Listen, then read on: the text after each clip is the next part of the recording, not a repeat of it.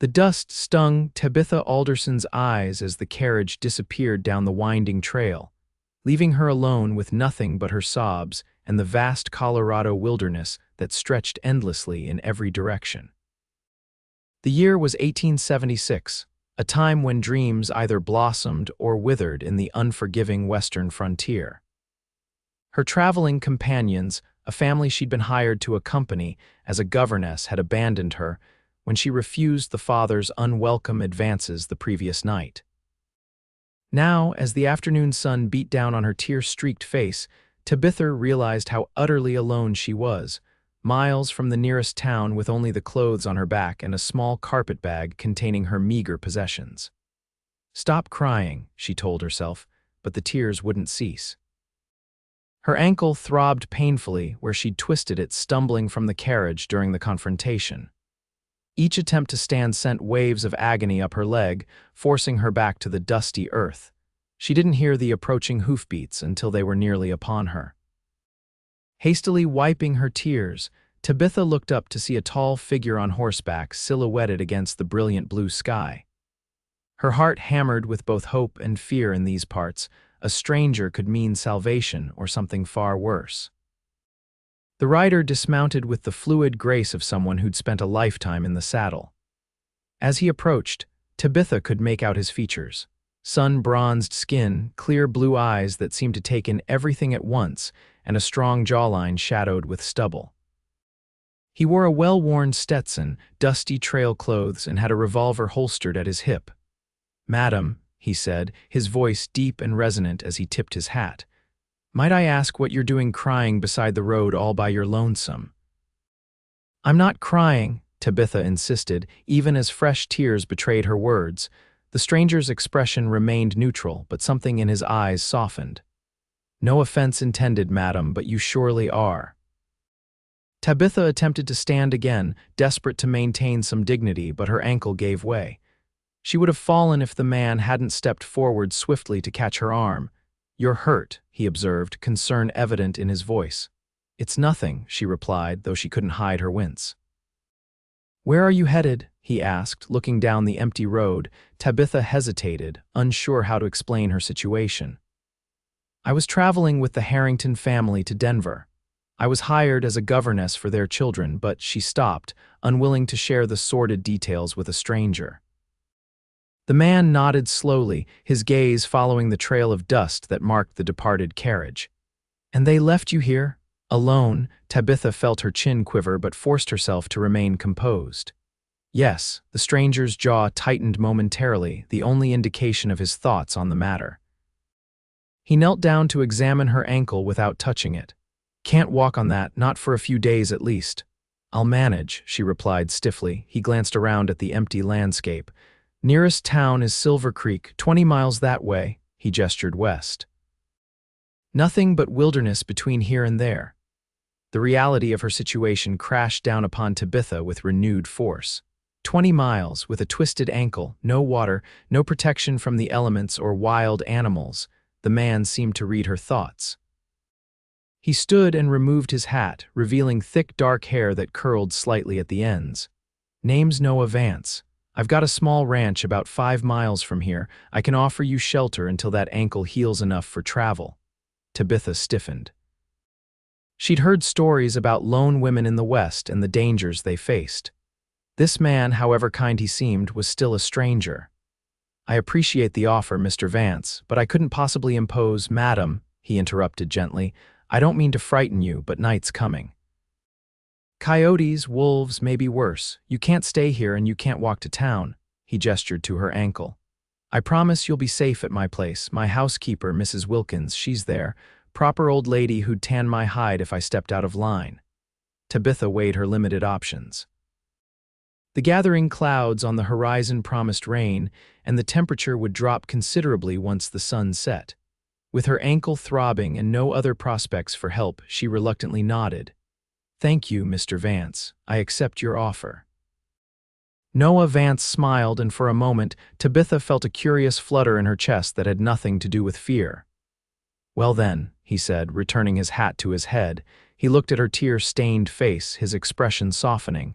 Seems to me you've had enough troubles for one day." Without warning, he bent and scooped her into his arms as if she weighed nothing at all. Tabitha gasped, instinctively putting her arms around his neck to steady herself. "Mr. Vance, what are you doing?" His blue eyes met hers, unexpectedly kind beneath the brim of his hat. "They left you crying beside the road, Miss Alderson. I figure the least I can do is carry you till you laugh." "That might take some time," she warned, her voice barely above a whisper. Noah smiled, a genuine smile that transformed his weathered face. "I'm a patient man." He carried her to his horse, a magnificent chestnut stallion that stood quietly awaiting his master. With surprising gentleness, Noah lifted Tabitha onto the saddle before gathering her small carpet bag. He mounted behind her, one arm secure around her waist as he took the reins. "Hold tight, Miss Alderson," he murmured, his breath warm against her ear. "Trail's a bit rough."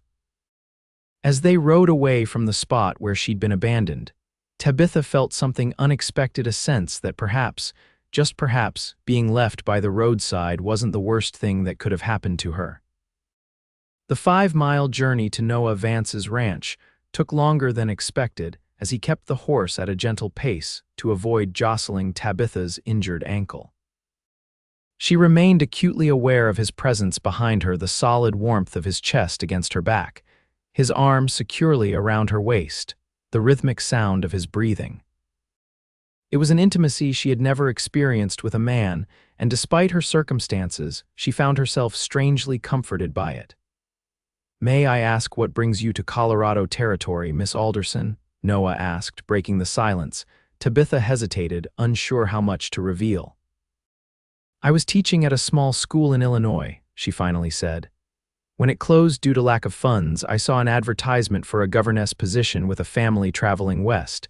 I had always dreamed of seeing the frontier, so—" She shrugged slightly. "Here I am. Family back east missing you." "No," she said quietly. "My parents died of influenza when I was 16. I have an aunt in Boston, but we're not close." Noah nodded, though she couldn't see his face. "The West has a way of collecting people with nowhere else to go, and you, Mr. Vance, are you one of those people?"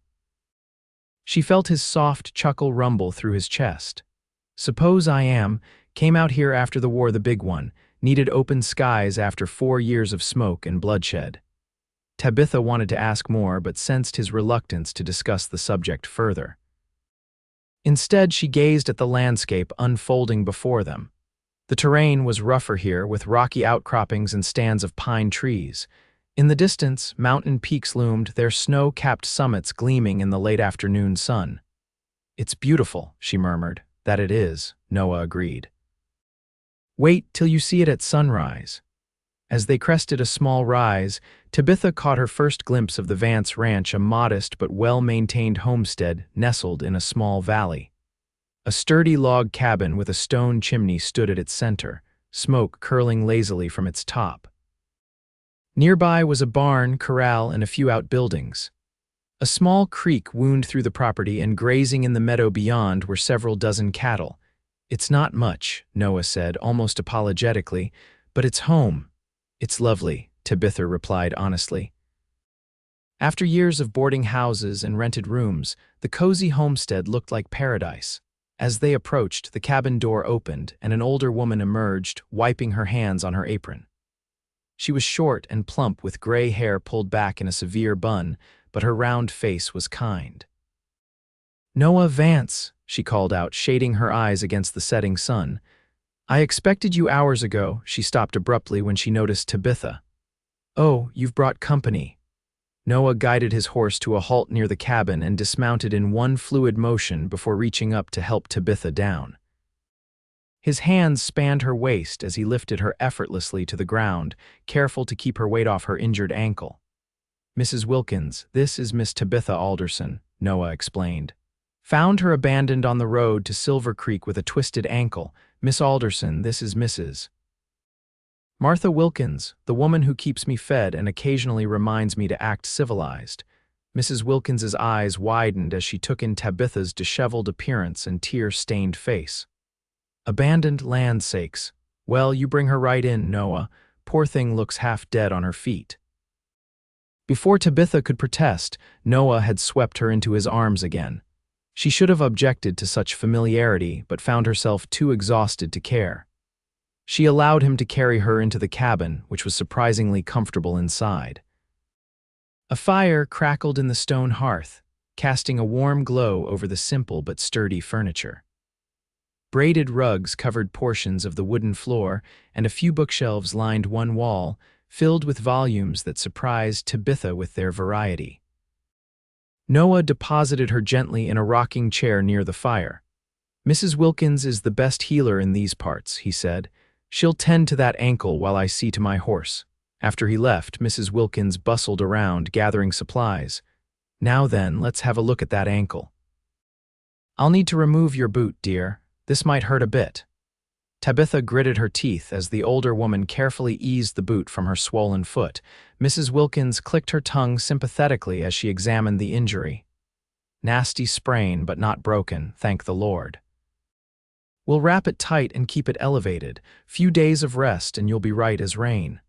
She paused, her kind eyes studying Tabitha's face. "Mind telling me how you came to be abandoned on the road?" Tabitha hesitated, then found herself pouring out the whole story: the Harrington family, Mr. Harrington's unwelcome advances the previous night, her rejection of him, and the subsequent argument that led to her being forced from the carriage. Mrs. Wilkins's face darkened with each word. "Disgraceful. Some men think a woman traveling alone is fair game. Thank Providence Noah found you when he did." She began wrapping Tabitha's ankle with practiced efficiency. "You're safe here, child. Noah's a good man, the best I know. Fought for the Union in the war, came back changed like they all did, but never lost his decency." "You've known him long?" Tabitha asked, wincing slightly as the bandage tightened, since he was knee-high to a grasshopper. "I was his mother's dearest friend." A shadow crossed the older woman's face. "After Sarah, that was his mother passed, and then his father followed during the war. There was nobody left but Noah. I came out here to keep house for him when he started this ranch 5 years ago." The door opened and Noah returned, bringing with him the crisp scent of the outdoors. He'd removed his hat and gun belt, and without them he looked somehow younger, less forbidding. "Ankle's just a sprain," Mrs. Wilkins reported. "She'll need to stay off it for at least 3 days." Noah nodded. "You're welcome here as long as you need, Miss Alderson." "I can't impose," Tabitha began. "Nonsense," Mrs. Wilkins interrupted. "We've got a perfectly good spare room. Besides, where else would you go? No, it's settled. You'll stay until you're healed, then we'll figure out the rest." Tabitha felt overwhelmed by their kindness. "I don't know how to thank you both." "No need for thanks," Noah said simply. "Anyone would do the same." But as Tabitha looked into his clear blue eyes, she knew that wasn't true. Not everyone would rescue a stranger, offer shelter, and expect nothing in return. Noah Vance, she was beginning to realize, was far from ordinary. "Now," Mrs. Wilkins said briskly, "I suspect you could use a hot meal and a bath. Noah, fetch that hip tub from the lean-to. Miss Alderson, I'll show you to your room, and then we'll get you properly fed and washed." As night fell over the Vance ranch, Tabitha found herself in a small but comfortable bedroom, wearing a borrowed nightgown of Mrs. Wilkins's that was several sizes too large. Her ankle had been rebandaged after a blissful bath, and her stomach was full of the most delicious stew she'd tasted in years. Through the walls, she could hear Noah and Mrs. Wilkins talking quietly in the main room of the cabin.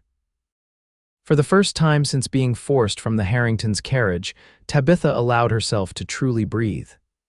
She was safe, at least for now.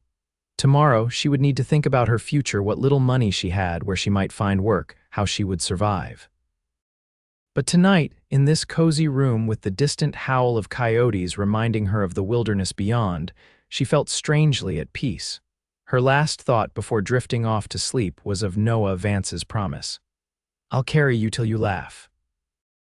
Despite everything, Tabitha found herself smiling into the darkness. Morning brought with it the enticing aroma of coffee and bacon. Tabitha opened her eyes to sunlight streaming through the small window of her room. For a moment, disorientation gripped her, then memories of the previous day flooded back. She sat up slowly, testing her ankle. The swelling had subsided somewhat, but pain still shot through her foot when she tried to put weight on it. A soft knock sounded at the door. "Miss Alderson, are you awake?" Mrs. Wilkins called. "Yes, come in, please," Tabitha replied, pulling the quilt up to cover her nightgown. Mrs. Wilkins entered carrying a tray. "Thought you might like breakfast in bed, considering that ankle. Noah's already been out since dawn tending to the cattle." "Thank you," Tabitha said, genuinely touched by the thoughtfulness. "You've both been so kind." The older woman placed the tray across Tabitha's lap. It held a plate of eggs, bacon, and biscuits, along with a steaming cup of coffee. "Nonsense, it's what decent folk do." She busied herself opening the curtains wider. "Now, I've laid out one of my dresses for you. It'll be a bit large, but with some pinning, we can make it presentable until we can wash your things." Tabitha looked down at the generous breakfast, fighting sudden tears. "I don't know what I would have done if Mr. Vance hadn't found me," Mrs. Wilkins's expression softened. "The Lord works in mysterious ways, child. Perhaps he had a hand in bringing you here." She patted Tabitha's shoulder. "Eat up now. Food's the best medicine next to rest." After breakfast, with Mrs. Wilkins's help, Tabitha dressed in the borrowed gown, a simple calico affair that hung loosely on her slender frame. The older woman helped her to the main room, where she settled into the rocking chair with her injured foot propped on a stool. "I should earn my keep," Tabitha insisted. "Perhaps there's mending I could do, or your job is to heal," Mrs. Wilkins said firmly. "There'll be plenty of time for work once that ankle's mended."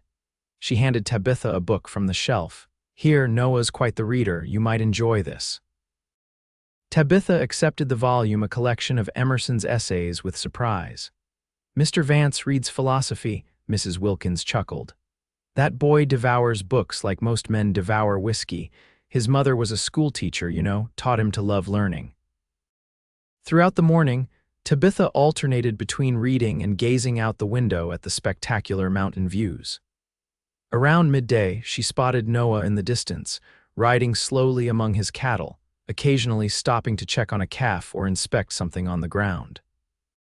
Even from afar, she could see the easy confidence with which he sat his horse, man and animal moving as one. When Noah returned for the noon meal, he entered quietly, removing his hat and hanging it on a peg by the door. His eyes immediately found Tabitha in the rocking chair.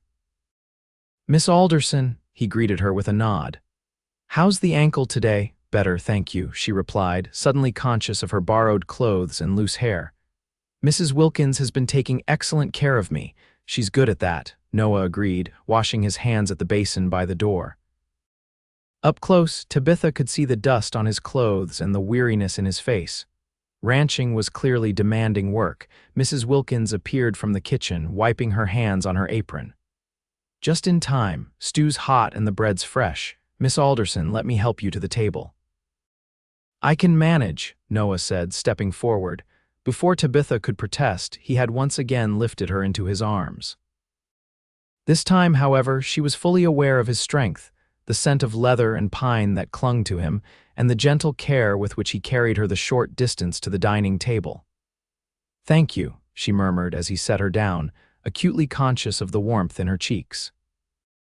The meal passed pleasantly, with Noah speaking of his morning's work, a calf that had wandered off, a section of fence that needed repair, plans for moving the herd to higher pasture as summer approached.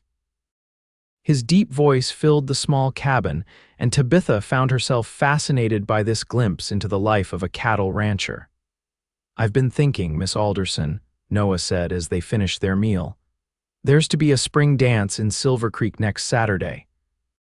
If your ankle's healed by then, perhaps you'd allow me to escort you. Might be a good chance for you to meet some of the townsfolk, maybe inquire about employment if you're planning to stay in the area." Tabitha blinked in surprise. "That's very thoughtful, Mr. Vance." "I would like that, thank you." "Good," he said simply, rising from the table. "I'd best get back to work. Those fence posts won't set themselves." After he left, Mrs. Wilkins gave Tabitha a knowing look. First time in 5 years he's shown interest in attending a social gathering. Interesting. Tabitha felt her cheeks grow warm again. He's merely being kind, helping a stranded traveler. The older woman raised an eyebrow but said nothing more as she cleared the dishes. The next few days fell into a pleasant rhythm.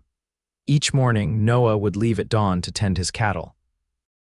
Tabitha would spend the day resting her ankle, reading from Noah's impressive collection of books, or helping Mrs. Wilkins with small tasks that could be done while seated shelling peas, mending clothes, or kneading bread dough.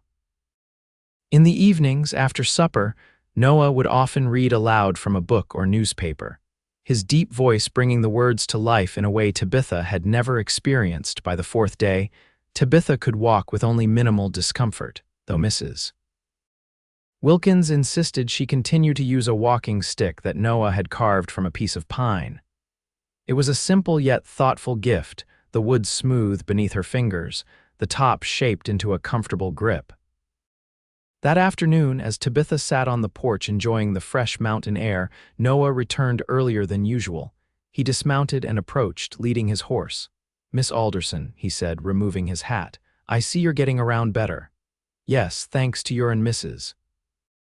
Wilkins's excellent care," she replied with a smile, "care to join me for a short ride. There's something I'd like to show you, not far from here. The exercise would be good for your ankle, and I promise to take it slow." Tabitha hesitated only briefly. "I'd like that very much," with Mrs. Wilkins's blessing and a shawl the older woman insisted she take against the mountain breeze. Tabitha allowed Noah to help her mount his horse. He swung up behind her, his arms encircling her as he took the reins, just as they had done that first day. This time, however, Tabitha wasn't frightened or in pain. Instead, she felt a curious flutter in her chest at his nearness. Noah guided the horse away from the ranch and into a small canyon that Tabitha hadn't noticed before. The trail wound gently upward, through stands of aspen trees whose leaves shimmered like gold coins in the afternoon sunlight. After about 20 minutes, they emerged into a secluded meadow carpeted with wildflowers, brilliant blue, purple and yellow blooms creating a natural tapestry against the green grass.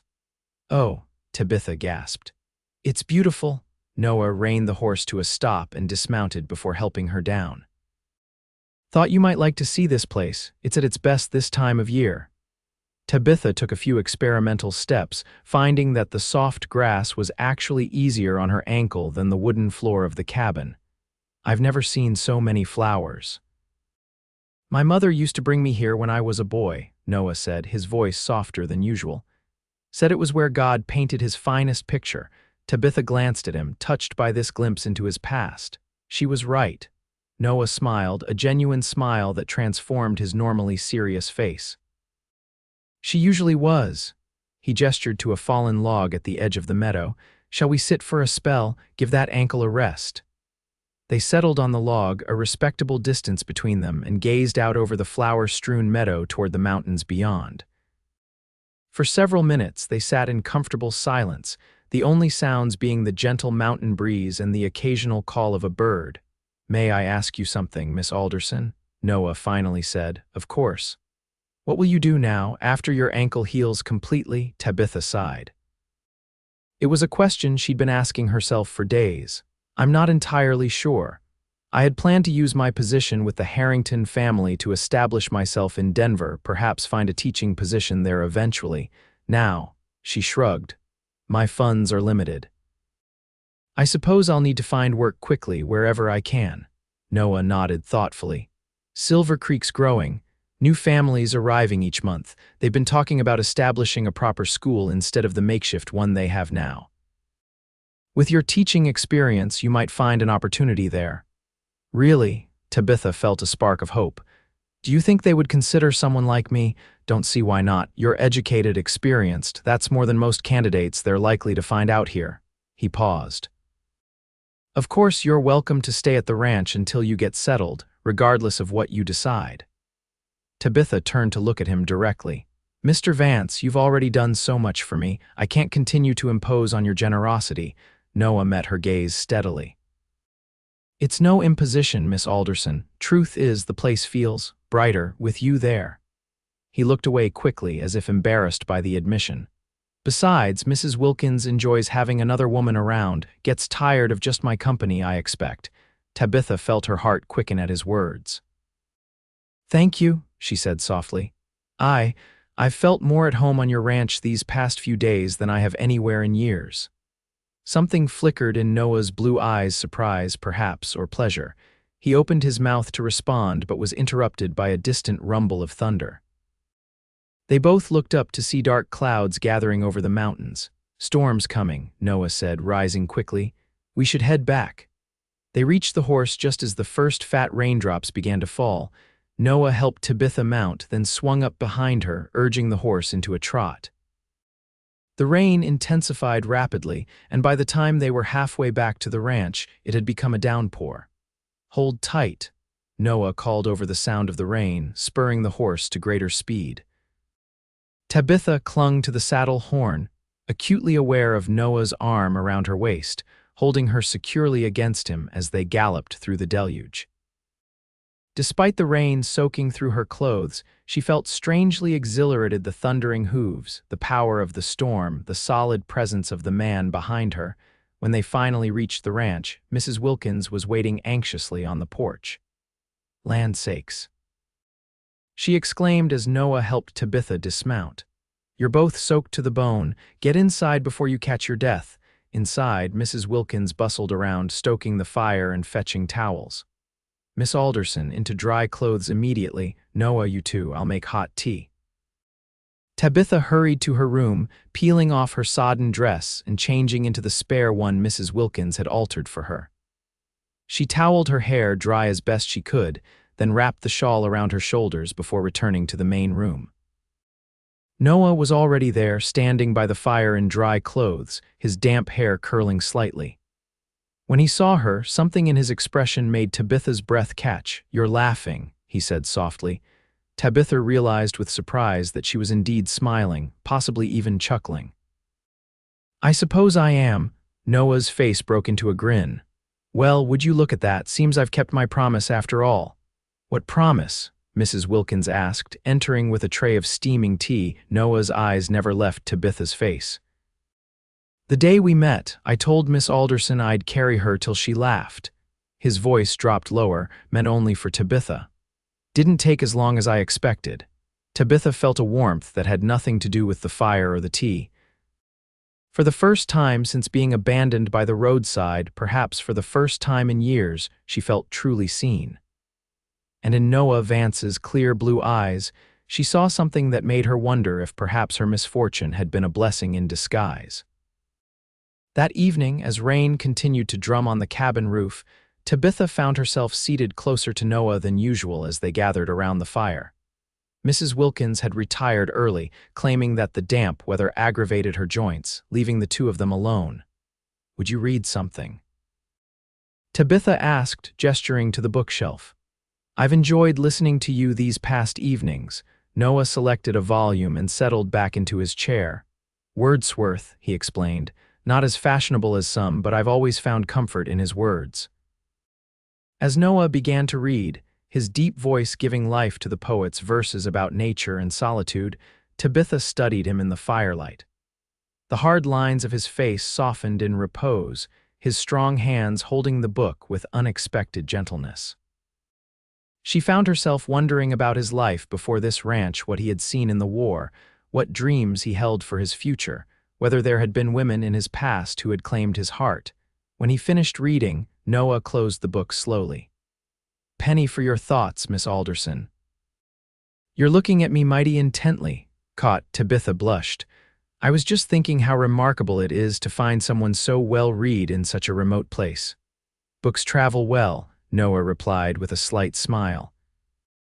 And they're good company on winter nights when the snow piles up to the windowsills. Do you ever get lonely out here? The question slipped out before Tabitha could stop it.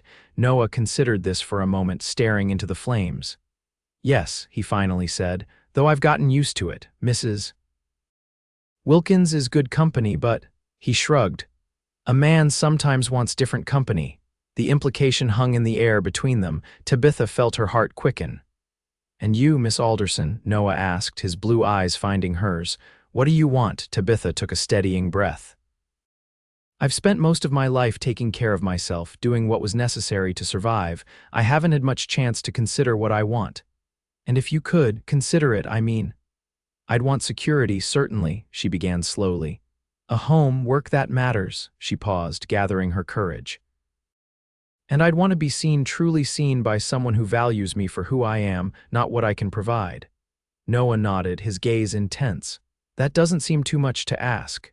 Perhaps not, she agreed softly, but it's been elusive nonetheless. A log shifted in the fire, sending a shower of sparks up the chimney. The sudden flare illuminated Noah's face, highlighting the scar along his jawline that Tabitha had noticed before a reminder of the battles he had fought. The dance in Silver Creek, Noah said after a moment. It's still a few days away, but I've been thinking, perhaps we should use the opportunity to inquire about the teaching position. The town council usually attends these gatherings. Tabitha smiled, grateful for his thoughtfulness. That would be wonderful, thank you. And he continued, a hint of uncertainty in his voice, I was hoping you might allow me to call you Tabitha. Miss Alderson seems overly formal given the circumstances. I'd like that, she replied, and I shall call you Noah if that's acceptable, more than acceptable. Noah rose and added another log to the fire. You should rest. That ankle won't heal properly if you overtax it. As Tabitha prepared for bed that night, she found herself dwelling on their conversation. There had been something in Noah's manner, a tension beneath his usual reserved demeanor that suggested his interest in her might extend beyond simple kindness to a stranded traveler. The thought both thrilled and frightened her. The next morning dawned clear and bright, the rain having washed the world clean. Tabitha was surprised to find Noah still at the house when she emerged from her room. Morning, he greeted her. Thought I'd work on the corral fence today. It's close enough that you could sit on the porch and keep me company if you'd like.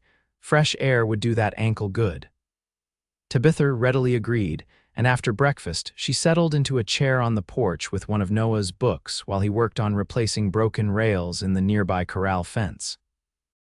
Mrs. Wilkins brought her some mending to do, but Tabitha found it difficult to concentrate on either the book or the needlework. Her eyes kept straying to Noah as he worked. He had removed his shirt in the growing heat, and Tabitha couldn't help but notice the play of muscles across his back and shoulders as he hefted the heavy fence rails into place. Scars crisscrossed his sun-bronzed skin, souvenirs of the war, she supposed, or perhaps the dangerous life of a frontier rancher. Mrs. Wilkins caught her staring and chuckled. He's a fine-looking man, isn't he?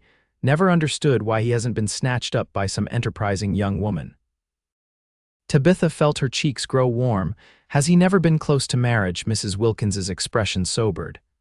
There was a girl back east before the war. They were to be married when he returned. She sighed. She didn't wait, married a man who'd paid his way out of service, broke Noah's heart. I'm sorry to hear that, Tabitha said softly, her eyes returning to Noah's figure. Don't be too sorry, Mrs. Wilkins replied. Some broken things, when mended, are stronger at the seams. With that cryptic remark, she returned to the house, leaving Tabitha to ponder her words. Around midday, Noah approached the porch, wiping sweat from his brow with a bandana. Fence is done, he announced. Thought I might ride into town this afternoon for supplies. Mrs. Wilkins says we're running low on flour and sugar. Could I accompany you? Tabitha asked impulsively. My ankle feels much better and I'd like to see Silver Creek. Noah hesitated. It's a rough ride and that ankle is healing nicely, Tabitha finished for him. Please, Noah, I've been cooped up for days. He studied her for a moment, then nodded. All right. But we'll take the wagon instead of riding. Easier on your ankle. An hour later, they set out in Noah's wagon, a sturdy but well-worn vehicle pulled by 2 draft horses. Tabitha had changed into her own dress, freshly washed and pressed by Mrs. Wilkins, and had arranged her hair neatly beneath a borrowed bonnet. The journey to Silver Creek took nearly an hour, but Tabitha found herself enjoying every minute of it. Noah pointed out landmarks along the way, a formation of rocks that resembled a sleeping giant, a creek where he caught the best trout, a distant mountain peak named for a local legend. As they approached the town, Tabitha's excitement grew. Silver Creek was larger than she had expected, not merely a cluster of buildings, but a proper frontier town with several streets radiating from a central square. There was a church with a small steeple, a two-story building that Noah identified as the hotel and saloon, various shops, and what appeared to be a schoolhouse on the outskirts. "Not Denver," Noah commented, noting her wide eyes, but growing steadily. Silver Strike 2 years ago brought in new folk. Some stayed even after the vein played out. They stopped first at the general store, a large establishment with a wide porch where several men sat playing checkers. All conversation halted as Noah helped Tabitha down from the wagon. "Well, I'll be," one of the men said, rising to his feet. "Noah Vance with a lady, never thought I'd see the day." Noah nodded curtly to the men. "Afternoon, gentlemen. This is Miss Tabitha Alderson. Miss Alderson, meet some of Silver Creek's finest loafers." The men chuckled, seemingly unperturbed by Noah's description. They tipped their hats to Tabitha, introducing themselves as Mr. Peterson, Mr. Collins, and Mr. Dawson respectively.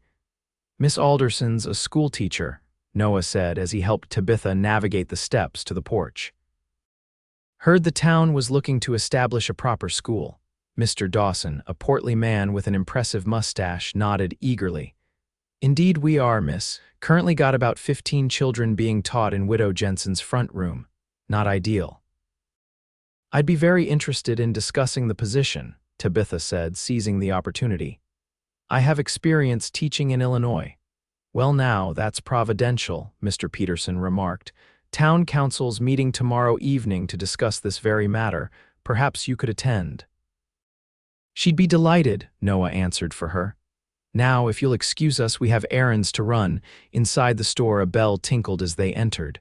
The proprietor, a thin man with spectacles, looked up from his ledger.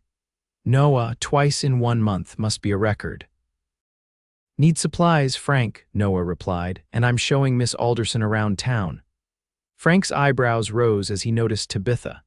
"Miss," he said, offering a slight bow, "welcome to Silver Creek. Any friend of Noah's is a friend of mine. How can I help you folks today?" As Noah handed over Mrs. Wilkins's list, Tabitha wandered the store, admiring the variety of goods available.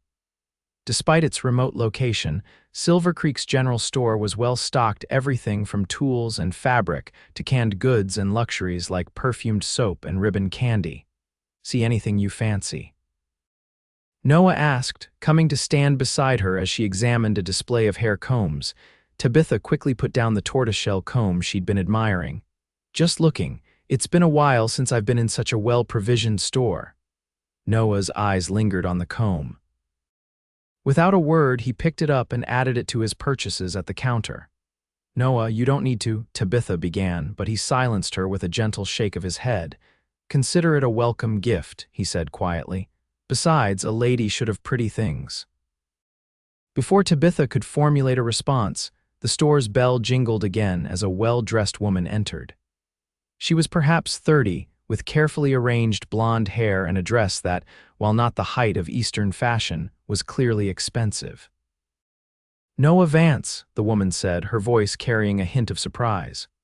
"What brings you to town on a weekday?" Noah's posture stiffened slightly. "Miss Cunningham, just picking up supplies."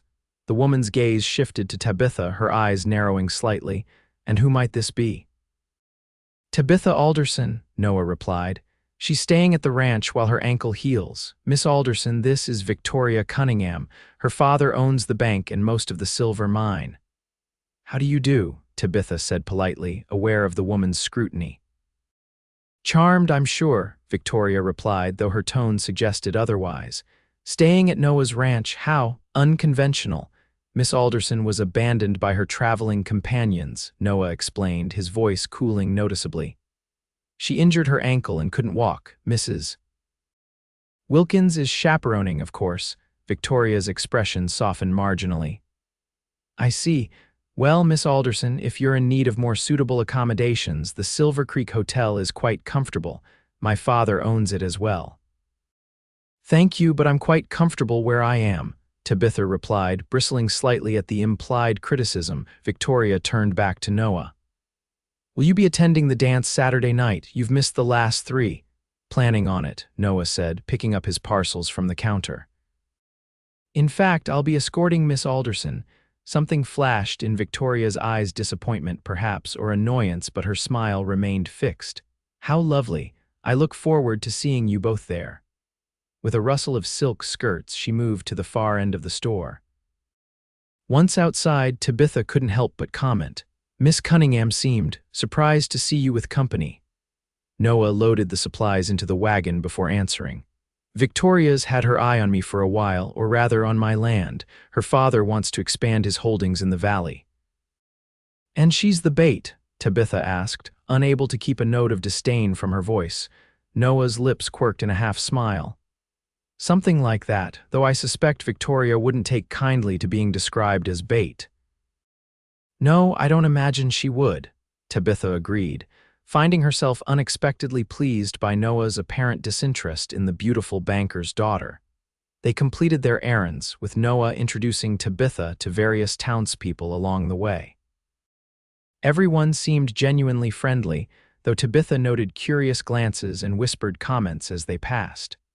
Clearly, Noah Vance with a woman on his arm was an unusual sight in Silver Creek. Their final stop was the small building that served as both post office and telegraph office. As they entered, the postmaster, an elderly man with bushy white whiskers, looked up from sorting mail. "Noah Vance, and with a lady friend no less. What can I do for you?" "Afternoon, Mr. Hawkins. Miss Alderson needs to send a telegram." Tabitha had been thinking about this during their journey to town. "Yes, I'd like to send a message to the sheriff in Denver regarding the Harrington family." Noah raised an eyebrow but said nothing as Tabitha dictated a brief message explaining her situation and Mr. Harrington's misconduct. She had no illusions that anything would come of it. The Harringtons were wealthy and connected, but felt it important to create some record of what had happened, in case another young woman found herself in a similar predicament with the family. With their errands complete, they started the journey back to the ranch. The afternoon was waning, the sun casting long shadows across the landscape. "You've made quite an impression on Silver Creek," Noah commented as they left the town behind. "Have I?" Tabitha asked, surprised. Noah guided the horses around a rut in the road. "Frank at the store asked if you were spoken for. Mr. Dawson couldn't stop talking about how the children need a proper teacher. And Victoria Cunningham looked like she'd swallowed a lemon." Tabitha laughed. "I suspect the latter has more to do with you than with me." Noah glanced at her, his blue eyes reflecting the golden late afternoon light.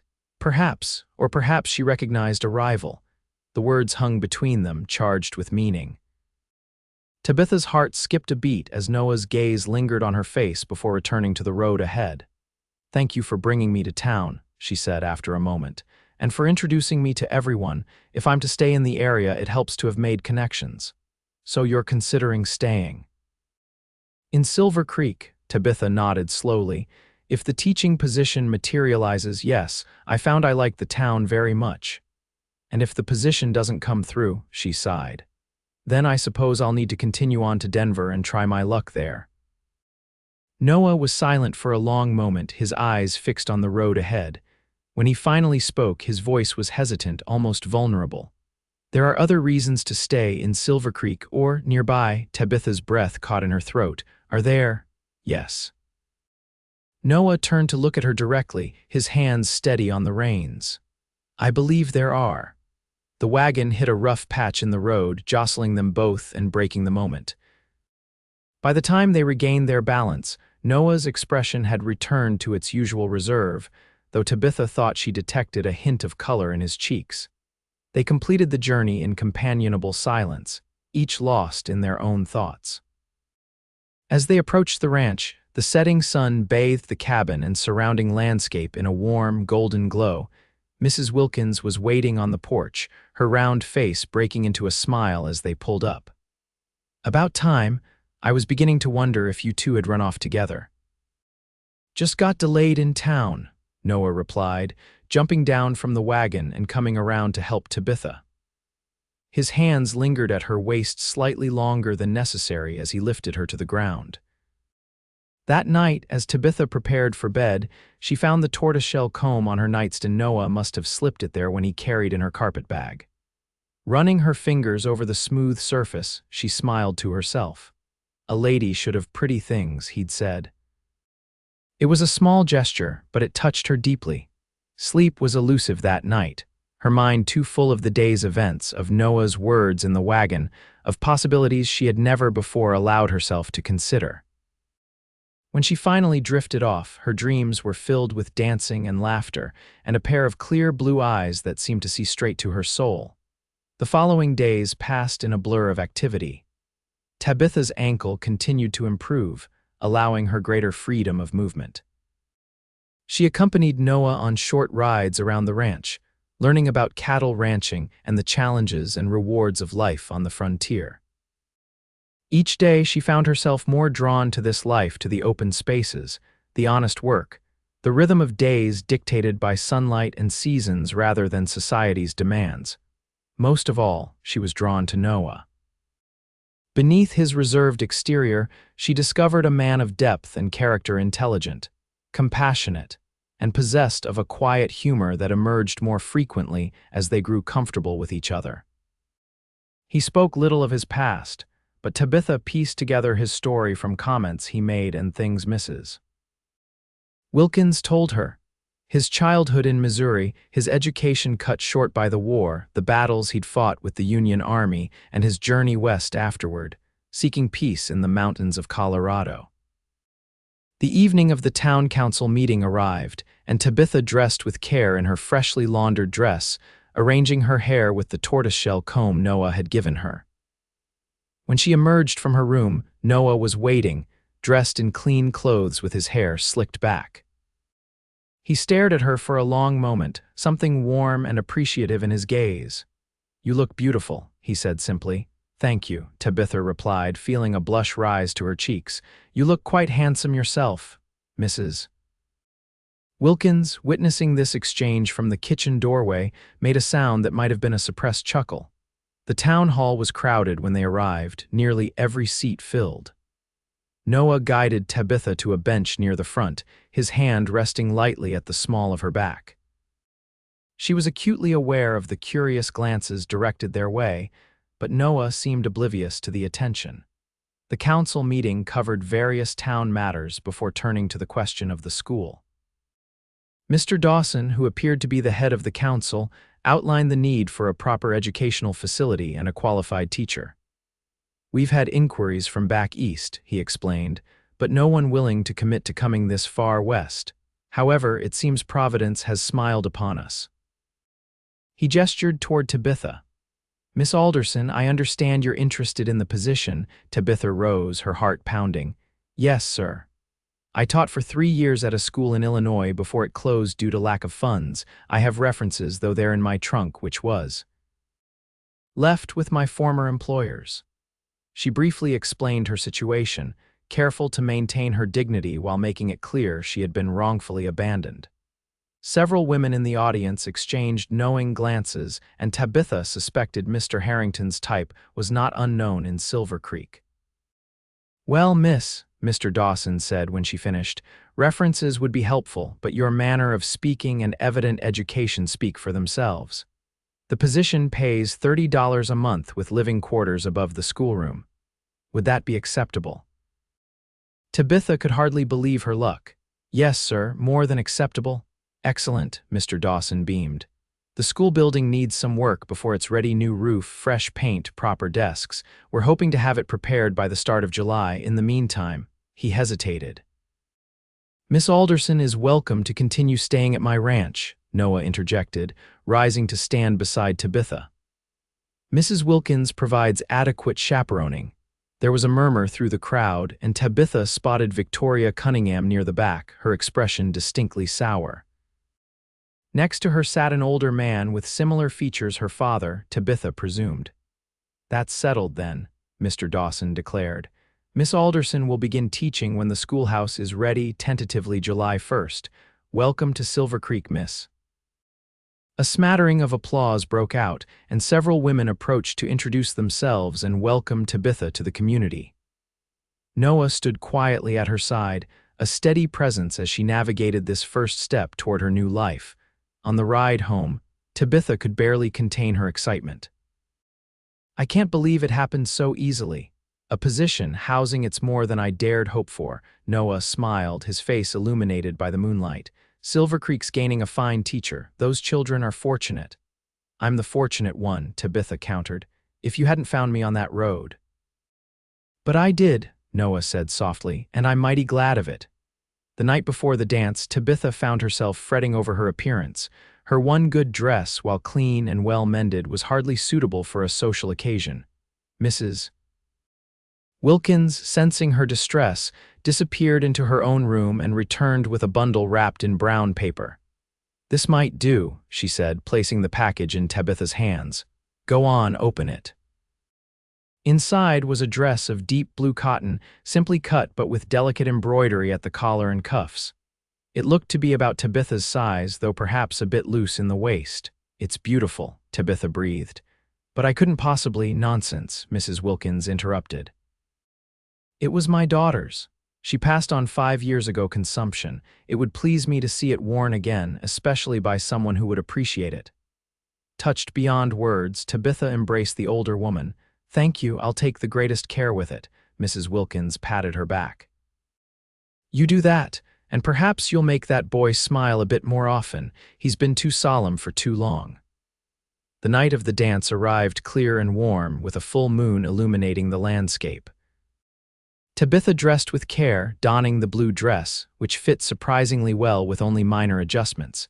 She arranged her hair in a more elaborate style than usual, incorporating the tortoiseshell comb. When she emerged from her room, both Mrs. Wilkins and Noah stared. "My word, Mrs. Wilkins said, pressing a hand to her heart. "You look like an angel." Noah said nothing at first, his blue eyes widening slightly as he took in her appearance. Then, softly, "You're beautiful, Tabitha." The simple statement, uttered with such sincerity, warmed her more than any elaborate compliment could have done. The dance was held in the town's largest building, a combined hotel and meeting hall. By the time Noah and Tabitha arrived, the festivities were already underway. A small band played lively tunes on fiddle, banjo, and piano, while couples whirled around the open floor. Tables lined the walls, laden with food and drink brought by the townsfolk. Their entrance caused a momentary lull in the conversation as heads turned to observe them. Noah, typically so at ease in any situation, seemed almost nervous as he guided Tabitha into the room with a hand at the small of her back. They were immediately approached by several people Tabitha had met at the council meeting, including Mr. Dawson and his wife, who welcomed her warmly to the community. Noah stood protectively at her side, his hand never straying far from her elbow or back, a silent declaration of his interest that was not lost on the observant townsfolk. "Miss Alderson," a familiar voice cut through the pleasantries. Victoria Cunningham approached, resplendent in a fashionable dress that must have cost more than Tabitha would earn in 3 months of teaching. "How lovely to see you again. That dress is charming, so simple." Before Tabitha could respond to the veiled insult, Noah spoke. "Miss Cunningham." "Your father not attending tonight." Victoria's smile tightened. "Father is indisposed, business matters." She turned back to Tabitha. "I understand you've secured the teaching position. How fortunate for you to find employment so quickly after being abandoned." There was something in her tone that made Tabitha's spine stiffen. "Yes, I consider myself quite fortunate in many respects. Indeed." Victoria's gaze shifted meaningfully to Noah. "Some might say exceedingly fortunate." Noah's jaw clenched. "If you'll excuse us, Miss Cunningham. I believe this is our dance." He led Tabitha to the dance floor just as the band struck up a waltz. Noah's hand settled at her waist, the other clasping hers as he guided her into the steps. "I apologize for Victoria," he said, his voice low. "She can be difficult." "She's jealous," Tabitha replied simply. "I can hardly blame her." Noah's eyebrows rose. "Oh, you're quite a catch, Mr. Vance," Tabitha said, allowing a teasing note to enter her voice. "Handsome, educated landowner, I imagine many of Silver Creek's single ladies have set their caps for you." Noah's lips quirked in a half-smile. "Is that so? And have you set your cap for me, Miss Alderson?" Tabitha felt her cheeks warm but met his gaze steadily. "I don't own a cap, but if I did." She let the sentence hang, her eyes holding his. Noah's hand tightened slightly at her waist, drawing her a fraction closer than propriety strictly allowed. "I'm glad to hear it," he murmured. The rest of the evening passed in a pleasant blur. Noah claimed most of Tabitha's dances, though she also danced with Mr. Dawson and several other respectable gentlemen of the town. Between dances, Noah introduced her to more of Silver Creek's residents, all of whom seemed genuinely pleased that their children would soon have a proper teacher. It was nearly midnight when they finally took their leave, Noah's hand once again at the small of Tabitha's back as they made their way to the wagon. The night air was cool after the warmth of the dance hall, and Tabitha shivered slightly in her thin dress. Without a word, Noah removed his coat and placed it around her shoulders.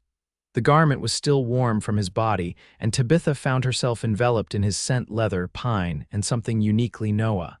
"Thank you," she said softly, "for everything, tonight these past days. I don't know what I would have done without your kindness." Noah helped her into the wagon, his hands lingering at her waist. "It wasn't kindness, Tabitha, not entirely." His voice was low, intense. "Finding you on that road was the best thing that's happened to me in a very long time." Before Tabitha could respond, Noah leaned forward and pressed his lips to hers in a gentle, questioning kiss. It was brief, almost chaste, but it sent a jolt through Tabitha that left her breathless. Noah drew back, his eyes searching her face in the moonlight. "I've been wanting to do that since the day in the meadow." "Why didn't you?" Tabitha asked, her voice barely above a whisper. "Wasn't sure you'd welcome it." His thumb traced her cheekbone, feather light. "Do you welcome it?" In answer, Tabitha rose slightly and brushed her lips against his, a brief, sweet contact that nonetheless sent her heart racing. "Yes," she breathed against his mouth, "very much so." Noah's smile was like the sunrise, slow, warm, and full of promise. He kissed her once more, lingering this time, his hand cupping her face with exquisite tenderness. Then, with obvious reluctance, he straightened and moved around to the driver's side of the wagon. The journey back to the ranch was quiet, both of them wrapped in their own thoughts. Occasionally, their eyes would meet in the moonlight, and Tabitha would feel that now familiar flutter in her chest. Mrs. Wilkins had left a lamp burning in the window, but the cabin was dark otherwise, the older woman having retired for the night. Noah helped Tabitha down from the wagon, his hands strong and sure at her waist. "I should get some sleep," Tabitha said reluctantly. "It's been a long evening." Noah nodded, though he made no move to release her. "Tabitha," he began, then hesitated. "I know it hasn't been long, just a couple of weeks since I found you on that road, but I feel," he broke off, searching for words. "I feel it too," Tabitha said softly, understanding what he couldn't quite express. "Whatever this is between us, it's special." Noah's eyes held hers, serious and intent. "I'm not a man given to hasty decisions or fleeting emotions. When I care for someone, it's deeply and permanently." "I'm glad," Tabitha replied, "because I find myself caring for you in exactly that way." The admission hung in the night air between them, momentous yet somehow inevitable. Noah's hand came up to touch her cheek, his calloused fingers gentle against her skin. "Good night, Tabitha," he murmured, pressing a chaste kiss to her forehead. "Sweet dreams." "Good night, Noah," she replied, reluctantly stepping away from his embrace and toward the cabin door. That night, as Tabitha lay in bed, she reflected on how dramatically her life had changed in the span of 2 weeks. From despair beside a dusty road to hope and the promise of a new beginning.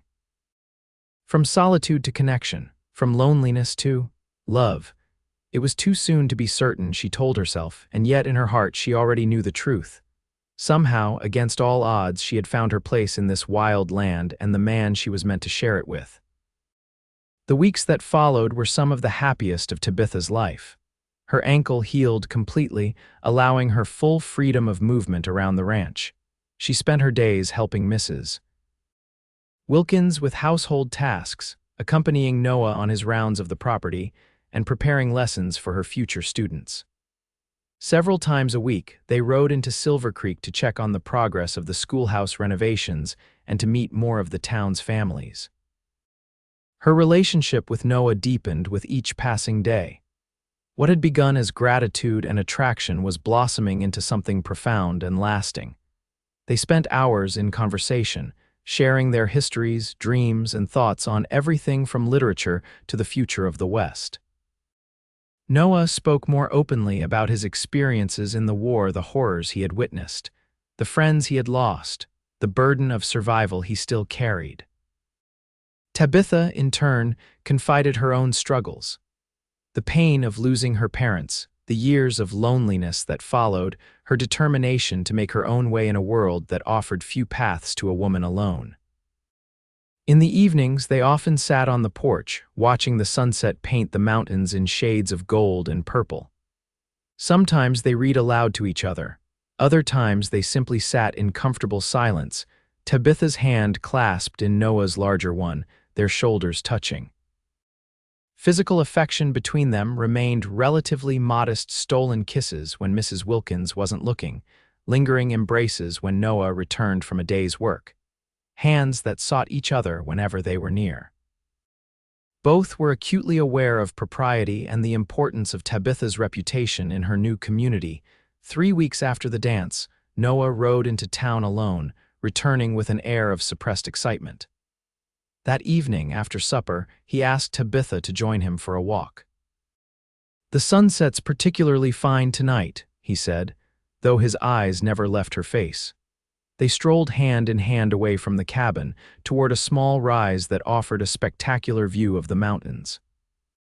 The western sky was ablaze with color, the setting sun casting long shadows across the valley. "It's beautiful," Tabitha said, gazing at the panorama before them. "Yes," Noah agreed, though when she glanced at him, she found him looking not at the sunset but at her. He seemed unusually tense, his normally steady hands fidgeting slightly at his sides. "Tabitha," he began, then cleared his throat. "I know we haven't known each other long, just over a month since I found you on that road." Tabitha nodded, her heart suddenly pounding.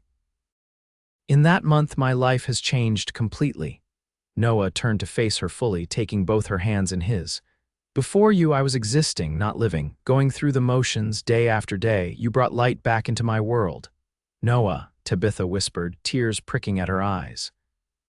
He reached into his pocket and withdrew a small box. "I rode into town today to see Mr. Greeley, the silversmith." Opening the box, he revealed a delicate silver ring set with a small but brilliant sapphire. "It's not fancy, not like something you might find back east, but it's perfect," Tabitha breathed, staring at the ring in wonder. Noah dropped to one knee, still holding her hand. "Tabitha Alderson, I love you. I think I've loved you since the moment I saw you crying beside that road. Would you do me the extraordinary honor of becoming my wife?" Tears spilled freely down Tabitha's cheeks, but for once they were tears of joy. "Yes," she said without hesitation. "Yes, Noah, I love you too." His face broke into the most radiant smile she had ever seen as he slipped the ring onto her finger. It fit perfectly. Noah rose to his feet and gathered her into his arms, his kiss conveying all the emotion words could not express. When they finally broke apart, both breathless, Noah pressed his forehead to hers. "I promise to spend the rest of my life making you happy, Tabitha. You'll never cry beside any road again, not if I can help it." "I know," she whispered, her heart so full it might burst. "And I promise to bring laughter to your life every day." They returned to the cabin hand in hand, both unable to stop smiling. Mrs. Wilkins took one look at them and the ring on Tabitha's finger and burst into happy tears. "It's about time," she exclaimed, enfolding them both in a fierce hug. "I was beginning to think I'd have to lock you two in the root cellar to get you to declare yourselves." The news of their engagement spread quickly through Silver Creek. Most of the townspeople seemed genuinely pleased Noah was well respected, and Tabitha had already begun to win the community's affection. There were exceptions, of course. Victoria Cunningham's congratulations were stiff and clearly forced, while her father barely acknowledged the news at all. "Don't mind them," Noah said when Tabitha mentioned the Cunninghams' reaction. "Thomas Cunningham wanted my land to expand his mining operations. He'll get over the disappointment." The schoolhouse renovations progressed rapidly, with many of the town's men volunteering their labor. By mid-June, the building was nearly ready, freshly painted, with a new roof, proper desks, and even a small bell in the steeple.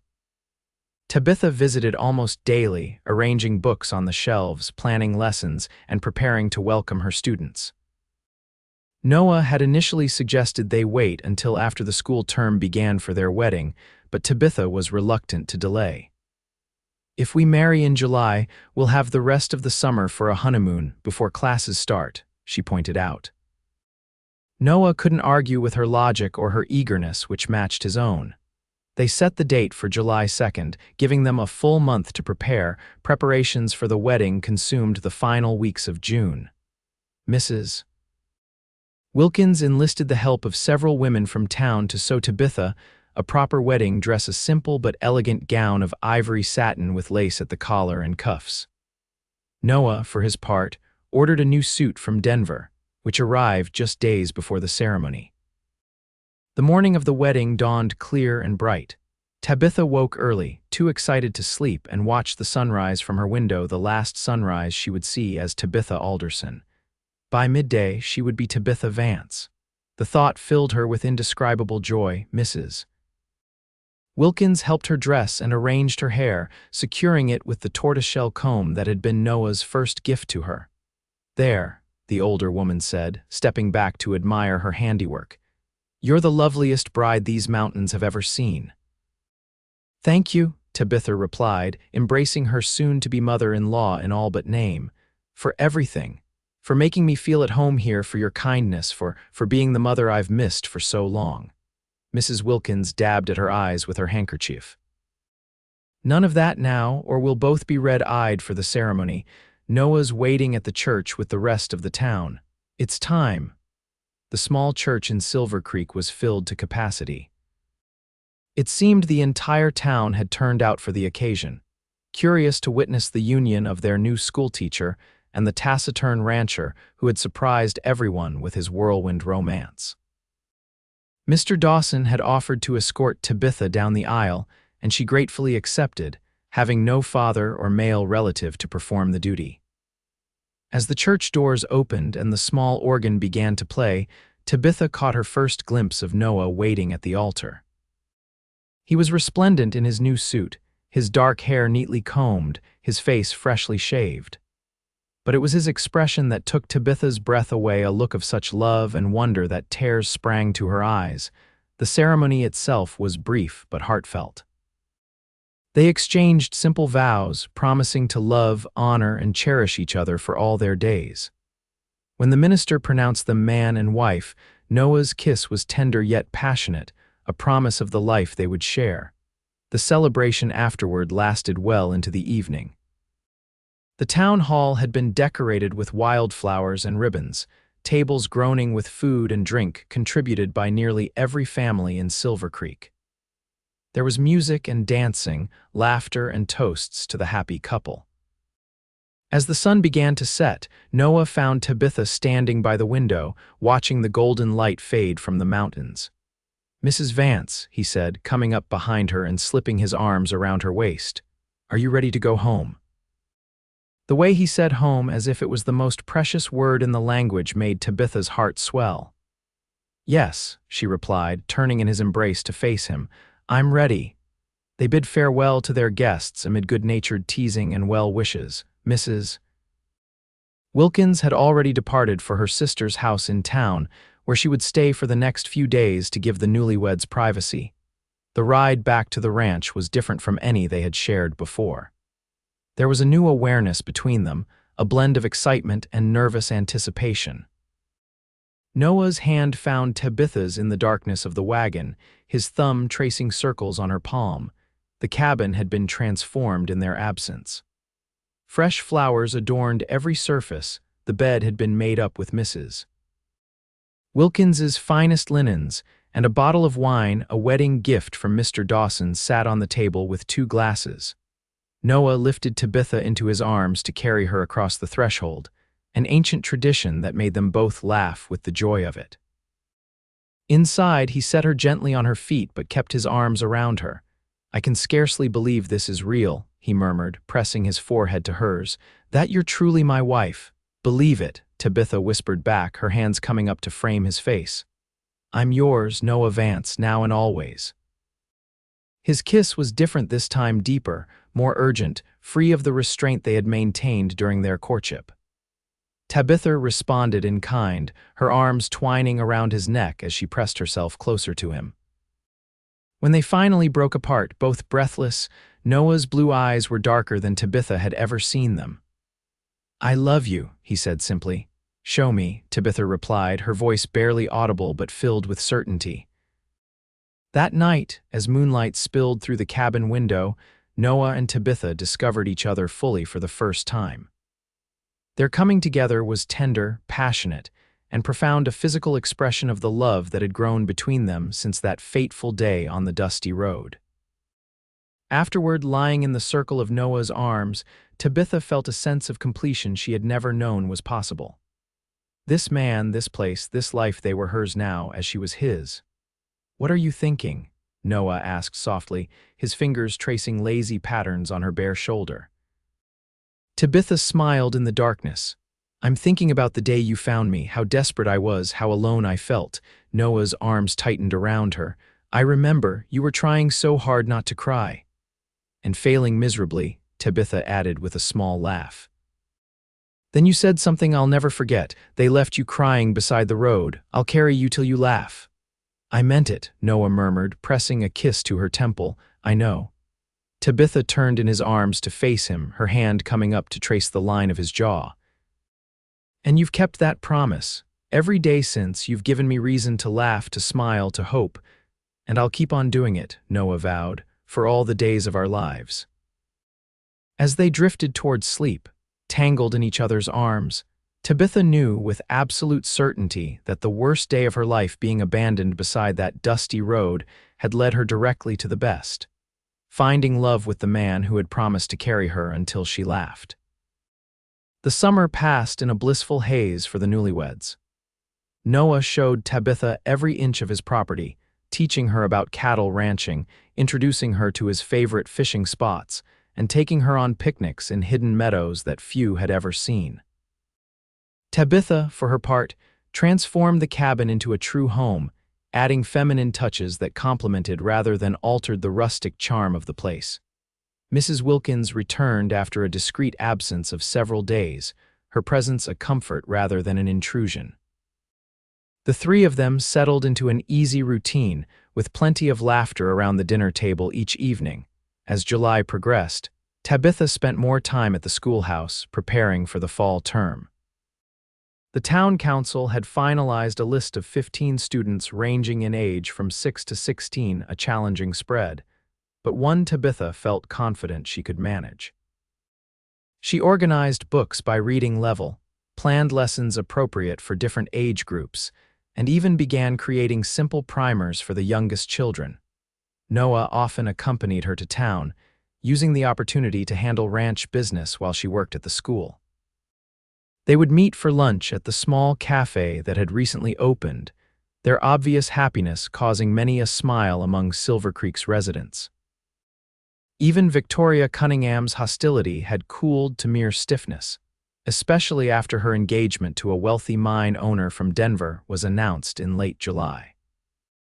August brought the first hints of autumn to the mountain's cooler nights, the occasional yellow leaf among the green, and spectacular sunsets that Tabitha and Noah often watched from their porch, her head on his shoulder, his arm around her waist. I've been thinking, Noah said one such evening, his voice thoughtful. The cabin's not going to be big enough. Tabitha looked up at him, puzzled. What do you mean? It's perfectly adequate for the three of us. Noah's eyes held a mixture of nervousness and hope. I was thinking more along the lines of 4 or 5 eventually. Tabitha's heart skipped a beat as she grasped his meaning. Noah Vance, are you saying what I think you're saying? He nodded, a slow smile spreading across his face. I've been saving to build a proper house. Something bigger with more bedrooms, room for a family. A family, Tabitha repeated softly, the word filling her with warmth. I'd like that very much. Noah's hand found hers, entwining their fingers. So would I, more than anything. The first day of school arrived with much fanfare. Nearly the entire town turned out to watch the children file into the new schoolhouse, many parents lingering to meet the teacher and inspect the facilities. Tabitha, dressed in her most professional attire, greeted each child by name, having made it a point to meet all of her students and their families in the weeks leading up to the opening. Noah had risen early that morning to see her off, his pride evident as he helped her into the wagon that would take her to town. "You're going to be wonderful," he assured her, pressing a kiss to her forehead. "Those children are lucky to have you." The first week of teaching was exhausting but rewarding. Tabitha quickly established routines, assessed each child's abilities, and began the challenging task of simultaneously teaching different subjects to different age groups. By Friday, she had settled into a rhythm that worked, and the initial chaos had given way to productive learning. Noah was waiting for her when she emerged from the schoolhouse that afternoon, leaning against his wagon with a bouquet of wildflowers in his hand. "For a successful first week," he said, presenting them to her with a flourish. Tabitha buried her face in the colorful blooms, inhaling their sweet scent. "Thank you. How did you know I needed this?" Noah's smile was tender as he helped her into the wagon. "Because I know you. And because teaching 15 children of different ages while establishing your authority in a new town would exhaust anyone." On the ride home, Tabitha leaned against Noah's shoulder, content to let him drive while she rested. "I'm so happy, Noah. Tired, but happy. I love teaching, I love our home, I love everything about this life we're building." Noah pressed a kiss to the top of her head. "I'm glad, sweetheart. That's all I want, for you to be happy." "I am," she assured him, "happier than I ever dreamed possible." That night after dinner, Noah suggested they take a walk. The evening was cool but pleasant, with a full moon illuminating the landscape. They strolled hand in hand toward their favorite ridge, the one that offered the best view of the valley. "I've been thinking," Noah said as they reached the summit. "You've been doing a lot of that lately," Tabitha teased. Noah chuckled. "I suppose I have." He turned to face her, taking both her hands in his. "I've drawn up plans for the new house. Thought we might start building this fall, be in by spring." "That soon?" Tabitha asked, surprised. Noah nodded. "I've been saving for years, just never had a reason to build before, and if we're going to start a family." He trailed off, his eyes searching hers. Tabitha felt a flutter of excitement in her chest. "About that," she said softly. "I've been waiting for the right moment to tell you." Noah's brow furrowed slightly. "Tell me what?" Taking a deep breath, Tabitha guided his hand to rest on her still flat stomach. "We might need that new house sooner than you think." For a moment, Noah stood perfectly still, his expression blank with shock. Then, as comprehension dawned, his face transformed with a joy so profound it brought tears to Tabitha's eyes. "A baby," he whispered, his voice thick with emotion. "We're having a baby," Tabitha nodded, her own eyes filling. "In early March, according to my calculations." Noah let out a whoop of delight that echoed across the valley. In the next moment, he had swept Tabitha into his arms, spinning her in a circle before setting her gently back on her feet. "Careful," she laughed. "Precious cargo, remember." Noah immediately became solicitous. "Are you feeling all right? Should you be teaching? Are you eating enough?" Tabitha placed a finger against his lips, stopping the flow of questions. "I'm fine. The morning sickness isn't too bad, and yes, I can certainly continue teaching, at least for now." Noah drew her into his arms, his hand cradling the back of her head as he held her close. "A baby," he repeated, wonder in his voice. "Our baby." "Our baby," Tabitha echoed, her heart so full it might burst. "The first of many, I hope." Noah's laugh was rich with happiness. "As many as you want, my love. This valley's big enough for a whole tribe of little Vances." Construction on the new house began almost immediately. Noah hired several men from town to help, and work progressed rapidly.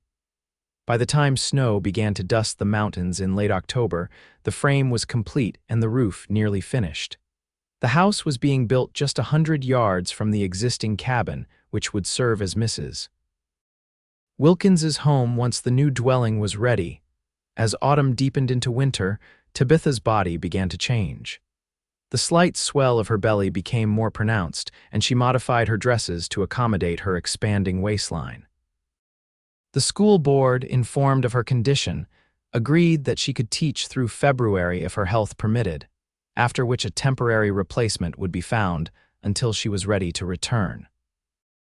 Noah was a devoted husband before, but impending fatherhood transformed him into something approaching a guardian angel. He insisted on driving Tabitha to and from school each day once the snow began in earnest, worried about her navigating the slippery roads alone. At home, he took on more household tasks, despite Mrs. Wilkins's protests that she was perfectly capable of managing the cabin as always.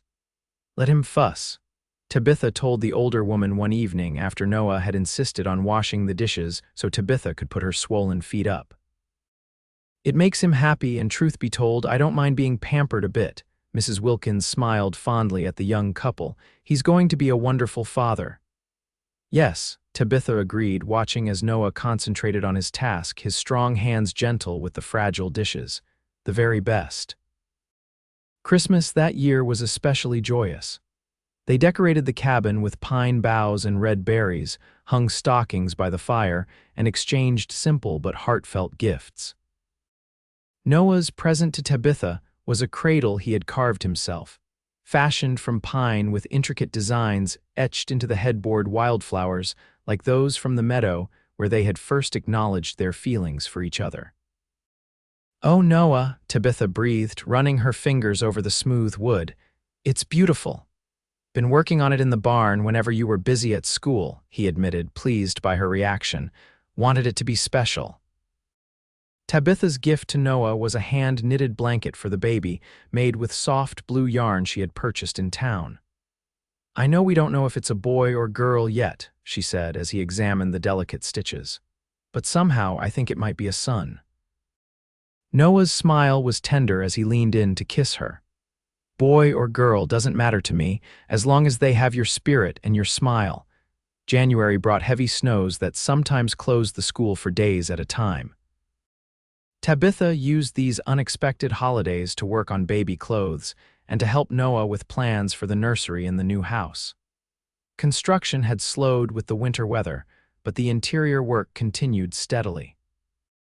By early February, the house was nearly complete, a beautiful two-story structure with large windows that captured the mountain views, a spacious kitchen, and 4 bedrooms, including a nursery adjacent to the master bedroom. As her due date approached, Tabitha reluctantly stepped away from her teaching duties. The town had found a temporary replacement, the minister's wife, who had taught school back east before her marriage. The children presented Tabitha with a handmade quilt as a farewell gift, each square embroidered with a message or drawing from one of her students. "We'll miss you, Mrs. Vance," little Emma Peterson said, speaking for the group, "but we're happy about your baby." Tabitha hugged each child, promising to bring the baby to visit once it was old enough. "And I'll be back in the fall," she assured them, "so keep up with your studies for Mrs. Bradley." The final weeks of pregnancy found Tabitha nesting in earnest. With Mrs. Wilkins's help, she prepared the cabin for the baby's arrival, though the plan was to move into the new house as soon as possible after the birth. Noah split his time between finishing the house, tending to the cattle, and hovering anxiously over his increasingly uncomfortable wife. "I'm fine, Noah," Tabitha assured him repeatedly. "Women have been having babies since the beginning of time. Stop worrying." But Noah couldn't help it. "I just want everything to be perfect for you both," he said, massaging her aching back one evening as they sat before the fire. Tabitha leaned into his touch, grateful for his strength. "It already is perfect. We have each other, a beautiful home, a community that has embraced us. This baby is entering a world filled with love." Noah's hand came around to rest on her rounded belly, where their child shifted beneath his palm. "I never imagined I could be this happy," he confessed. "After the war, I thought that part of me was dead, the part that could feel joy, that could hope for a future beyond mere survival." He pressed a kiss to Tabitha's temple. "You brought me back to life, Tabitha Vance." "And you saved mine," she replied softly. "That day on the road, I was so lost, so frightened. You didn't just carry me until I laughed, you carried me home." The baby decided to make its entrance into the world on a snowy March morning, 2 weeks earlier than expected. Tabitha woke Noah at dawn with a hand on his shoulder. "It's time," she said simply. Noah was instantly alert. "Now, are you sure?" Tabitha nodded, wincing slightly as another contraction began. "Very sure." What followed was a flurry of activity. Mrs. Wilkins was awakened, the midwife in town was sent for, and water was set to boil. Noah helped Tabitha walk slowly around the cabin, supporting her through each contraction, his face a mask of concern and wonder. The midwife, Mrs. Thompson, arrived by mid-morning, brought from town by Mr. Dawson in his sleigh. She shooed Noah from the bedroom, ignoring his protests. "Men have no place in the birthing room," she declared firmly. "Go pace the floor like other expectant fathers. Mrs. Wilkins and I will take care of your wife." The hours that followed were the longest of Noah's life. From the bedroom came the sounds of Tabitha's labor, her breathing, occasional moans, and the soothing voices of the women attending her. Noah wore a path in the cabin floor, stopping only to stoke the fire or to press his ear against the bedroom door, straining to hear what was happening inside. Just as the winter sun was setting, a new sound filled the cabin, the lusty cry of a newborn baby. Noah froze, his heart pounding in his chest. Moments later, the bedroom door opened and Mrs. Wilkins emerged, her face tired but radiant. "Congratulations, Noah," she said. "You have a healthy son." Noah felt his knees go weak with relief and joy. "And Tabitha, tired but well. Go meet your boy." Entering the bedroom cautiously, Noah found Tabitha propped up against pillows, her face flushed and damp with perspiration but glowing with happiness. In her arms was a small bundle wrapped in the blue blanket she had knitted. "Noah," she said softly, looking up at him with eyes full of love, "come meet your son." Moving to the bedside, Noah gazed down at the tiny face nestled against Tabitha's breast.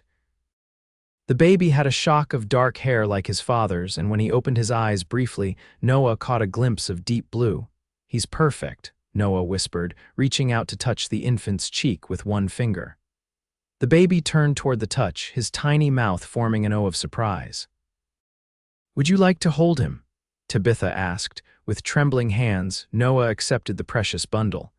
The baby felt impossibly small and light in his arms, yet somehow weighed more than anything he had ever held before. Looking down at his son's face, Noah felt a love so profound it stole his breath, a fierce, protective devotion unlike anything he had ever experienced. "What shall we call him?"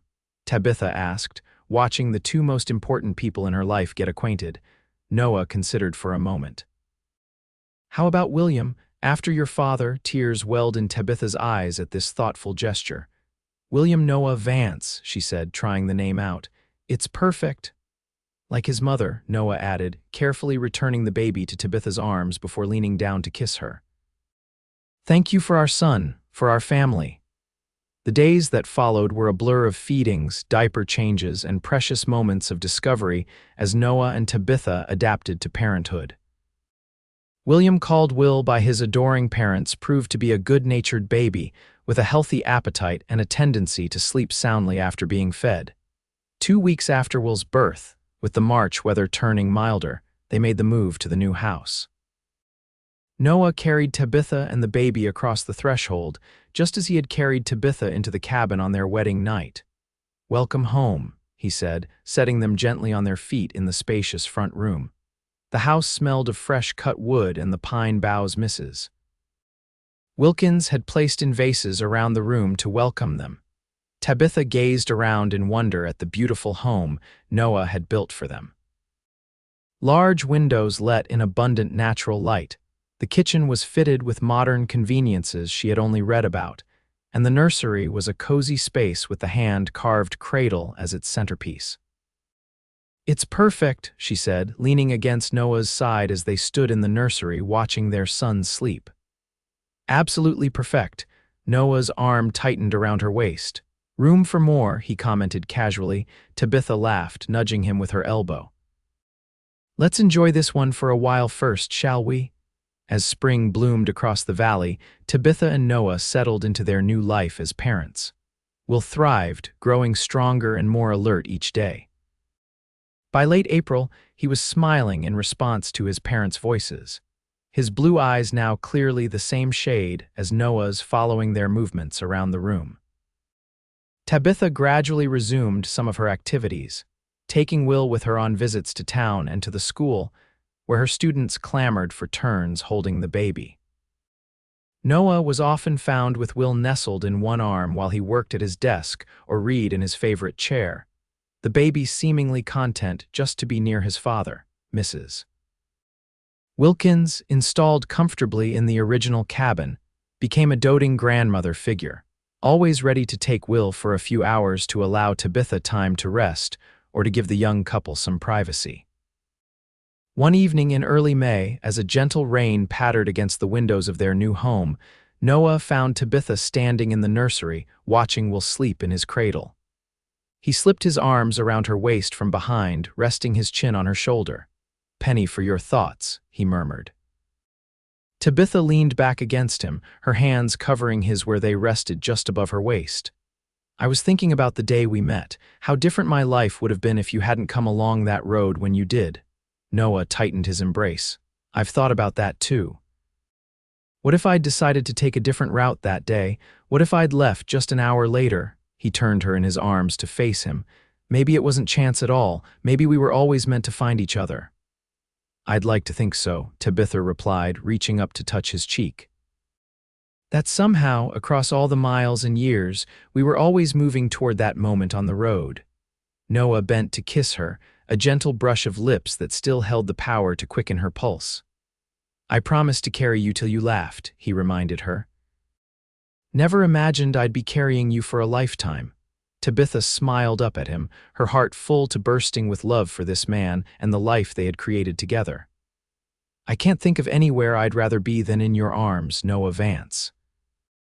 From the cradle came a soft coo, as if Will was adding his agreement to his mother's sentiment. Both parents laughed, turning to gaze down at their son, who was now awake and watching them with wide blue eyes. Noah reached down to lift the baby, cradling him against his chest. "What do you think, Will? Should we keep your mama around?" Will gurgled in response, his tiny hand finding and gripping Noah's finger. "I'll take that as a yes," Noah said, his voice thick with emotion. He looked at Tabitha, his eyes conveying all the love words could not express. "Looks like you're stuck with us, Mrs. Vance." "Happily so," Tabitha replied, wrapping her arms around both her husband and son, "for all our days." Outside, the rain continued to fall, nourishing the earth and promising new growth. Inside the sturdy house Noah had built with his own hands, the small family stood together in the soft lamplight, bound by love that had begun with an act of kindness on a dusty Colorado road. They had journeyed far from that moment, the broken-hearted cowboy, and the abandoned young woman he had vowed to carry until she laughed. Now, surrounded by the home and family they had created together, they faced the future with hope and certainty, knowing that whatever challenges lay ahead, they would face them as they had faced all others. Side by side, hand in hand, their hearts beating as one.